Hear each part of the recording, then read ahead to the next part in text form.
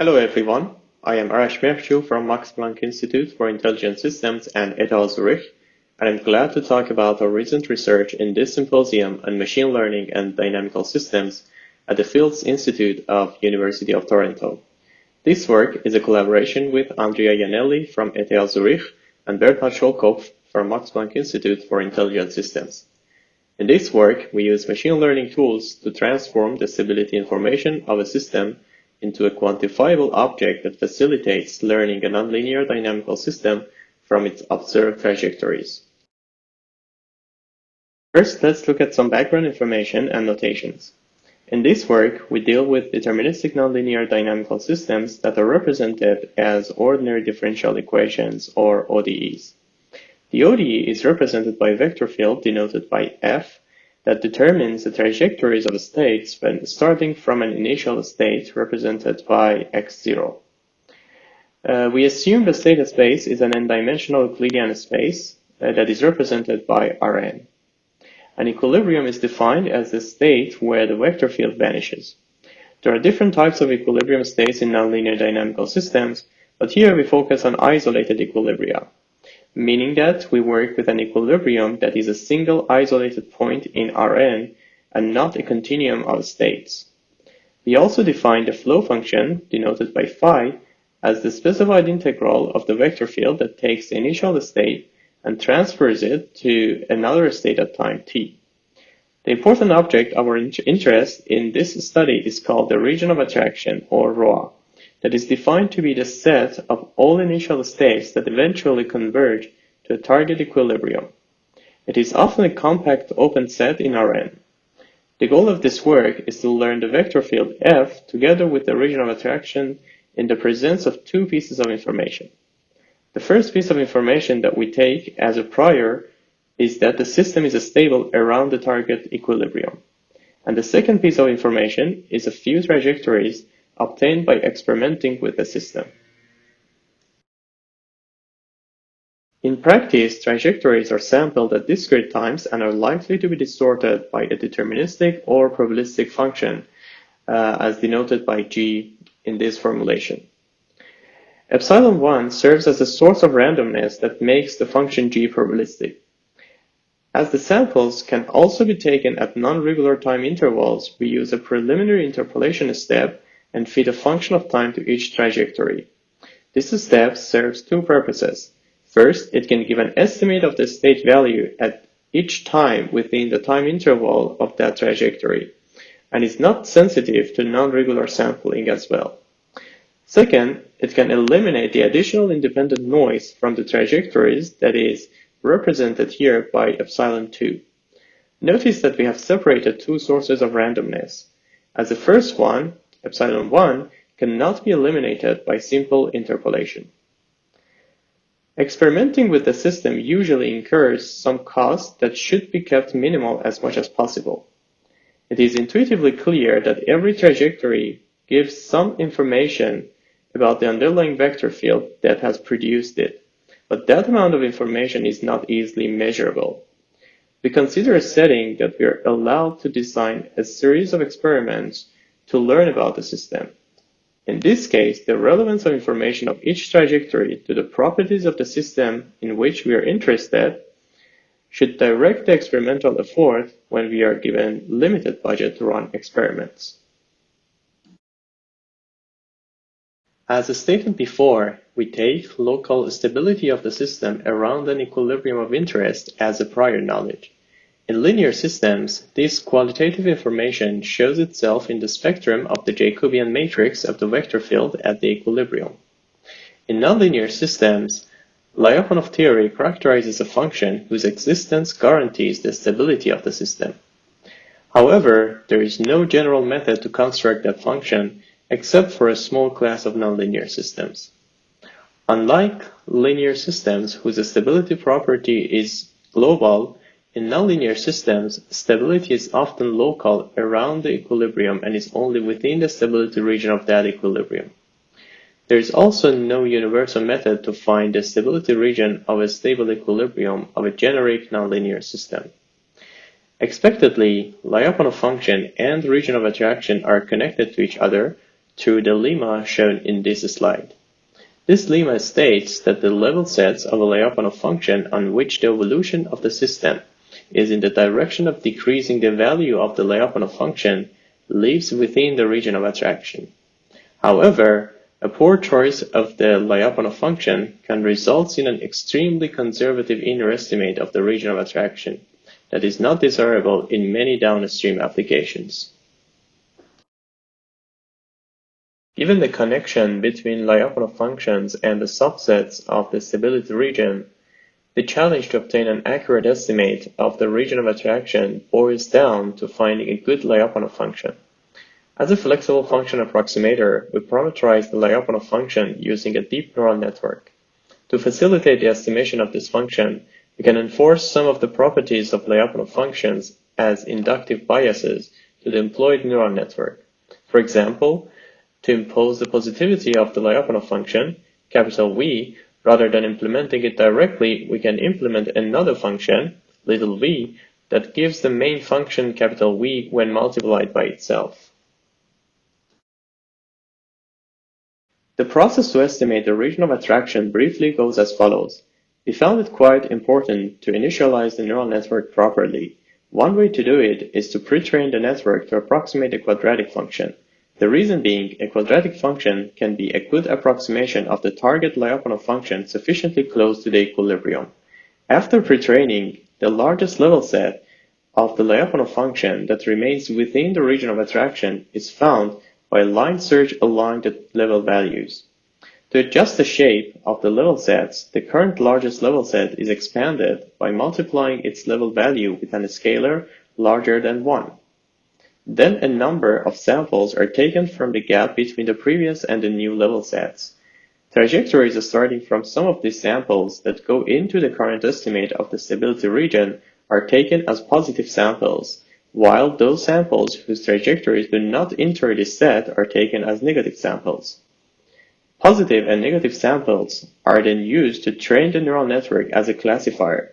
By repeating this process, the network is adjusted in a way that the shape of its level sets gets closer and closer to the shape of the true region of attraction. The true region of attraction is found at the point that all samples taken from a gap surrounding the level set results in trajectories that do not enter the level set. System trajectories are used to learn the vector field. Due to the reasons mentioned earlier, it is important to choose the experimental settings, in this case initial states from which the trajectories start, wisely. In our proposed method, we are going to use the information about the region of attraction to design such experiments. Indeed, the algorithm that is used to estimate the region of attraction produces a sequence of Lyapunov functions together with their level sets that best approximate the region of attraction. The gradually collected trajectories that were used to estimate the region of attraction can also be used to give a gradually improving estimate of the vector field. Putting these two processes together, we will have an agent that starts with a conservative estimate of the stability region. Then it runs experiments and collects trajectories that improves the estimate of the Lyapunov function with a better estimate of the region of attraction, and also an estimate of the vector field that gradually improves. At the end, because most of the collected trajectories are from within or near the region of attraction, the estimated ODE is valid within the stability region, that is the region we want our system to work in. Estimating vector field restricted to this region rather than the true ODE can be an easier task and takes less experiments. As an example, let's consider the van der Pol oscillator that is a two-dimensional nonlinear system with a damping parameter represented by gamma. For gamma equals 3, the vector field and the region of attraction around the origin are plotted here. The overall algorithm consists of estimating the region of attraction, using the information about the region to run experiments and collect trajectories, and then use those trajectories to estimate the ODE. This process can repeat until some stopping criterion, such as covering the whole region of attraction, is met. An important initial step is to pre-train the neural network that parameterizes the Lyapunov function with a quadratic function. Among the left three figures, The first in the left shows the level sets of an untrained randomly initialized network. The middle one is for a quadratic function, and the third one is the level sets of the network pre-trained with the quadratic function. As can be seen, the level sets of the randomly initialized network can be quite misaligned with the overall shape of the true region of attraction. This may hinder the training process, as the dataset consisting of negative and positive examples collected using such level sets may be quite skewed. 4 stages of the algorithm that estimate the region of attraction are represented here. At each stage, the blue set is the level set of the Lyapunov function corresponding to that stage. That level set lives entirely within the true region of attraction. The pink set is another level set of the same function with a larger level value. The pink gap surrounding the blue set is used to choose the states from which the experimental trajectories of the next stage start. Depending on the trajectories of these experiments, the Lyapunov function is adjusted and its level sets get closer and closer to the shape of the true region of attraction, as can be seen from the leftmost figure to the rightmost figure. Notice that the scale of the y-axis has changed in stages 3 and 4 to accommodate the expanded level set. Having a sequence of level sets that correspond to subsets of the region of attraction, we can think of 2 different methods to sample initial states for generating the trajectories in order to learn the vector field. In the first method represented in this slide, we assume the final Lyapunov function is given or estimated using the method mentioned in the previous slides.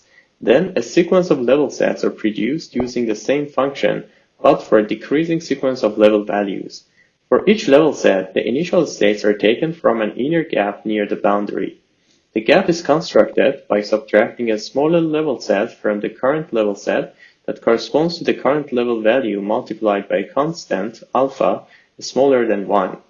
Starting from the smallest level set, this method gives a sequence of experiments whose trajectories are always within the stability region. In other words, we can run as many experiments as we want and keep the system running as long as we want without being worried about the safety of the system. The second proposed method to sample initial states applies to the case that the same trajectories that are used to estimate the region of attraction are used to learn the ODE as well.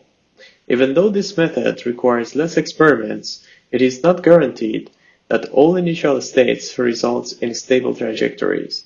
Therefore, the length of the trajectories must remain shorter to ensure the system does not enter harmful regions of the data space. Once the trajectories are collected, different function approximation methods can be used to learn the ODE. With trajectories at hand, the ODE estimation can be casted as a regression problem from Rn to Rn, where n is the dimension of the data space.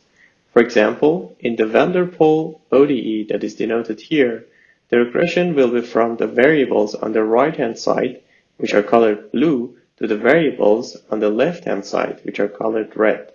Notice that the red variables are the time derivative of the trajectories, which is easily computable as the trajectories are already replaced by the fitted functions of time that was mentioned earlier.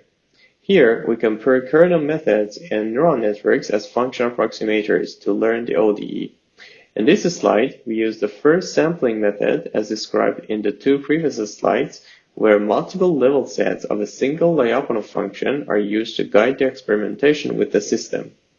In the 6th figure on the right, the blue stream plot is the true vector field and the orange one is the learned vector field. The red boundary is the level set associated to each stage, where the first stage corresponds to the smallest level set. The background heat map is a normalized cosine distance between 2 vector fields. The dark regions are areas where the learned vector field is inaccurate. It can be seen that as the level set grows, the darker regions are pushed away from the level set, implying that the vector field gets more and more accurate for regions within or close to the region of attraction. The result of the same experiment can be seen in this slide, except that a neural network is used to learn the ODE instead of a kernel regression method. Almost the same pattern can be observed here. The level sets implicitly show the experimentation area at each stage, and expectedly the vector field is learned more accurately within that region. As can be seen, the vector field can be quite inaccurate far away from the stability region, such as the top left and bottom right of these figures. But that will not be a problem as we want to run the system only within the region of attraction. So modeling and computational resources will not be wasted to estimate the system on those regions that will not be visited by the state trajectories. As a comparison between neural network and kernel methods, here we put the results together. As can be clearly seen, the estimated vector field by the neural network is more local. Even though the accuracy of the vector field within the region of attraction is almost equal for both methods, the learned vector field by the kernel method in distant areas of the state space is more accurate than the vector field learned by the neural network. This observation can come from the superior expressiveness of the neural network that allows to capture sharp regularities. This is a useful property, especially when the computational resources are limited. On the other hand, the choice of the kernel induces a strong prior on the learnable functions. If the kernel is chosen properly, the learned ODE can be close to the true one in function space, resulting in an accurate vector field everywhere in the state space. On the other hand, a poor choice of kernel will give inaccurate vector field all over the state space, also within the region of attraction. Having a Lyapunov function whose level sets approximate the region of attraction can be used for more than only designing experiments. Knowing that the system is stable implies that the lead derivative of the Lyapunov function along vector field of the system is negative within the stable level sets. As the Lyapunov function is learned such that its level sets approximate the true stability region, the negativity condition holds all over the region of attraction. By adding this condition as a loss function to the normal regression loss for the ODE estimation task, the local stability property that is a qualitative condition has turned into a quantitative term that directs the learned ODE towards a stable vector field. This makes the ODE estimation task more robust against unmodeled distortions. For example, we have added a slight amount of bias to the observed trajectories that can be a model of malfunctioning sensors. As a result, considering only the trajectories will be misleading as a regression target and can even change the qualitative appearance of the phase space, as can be seen in the two figures on the right, where only ODE regression loss is optimized. However, regularizing training using the Lyapunov function can preserve the qualitative structure of the phase space, as can be seen in the leftmost figure. As a conclusion, we propose a two-player algorithm where one player learns the region of attraction and the other one learns the ODE that is compatible with the estimated region of attraction. The estimate of the stability region can be used to design more effective experiments and also robustify the ODE estimation task against sensor distortions. With this, I conclude the talk and thank you for your time. Please feel free to check out our manuscript in the provided address. Thank you.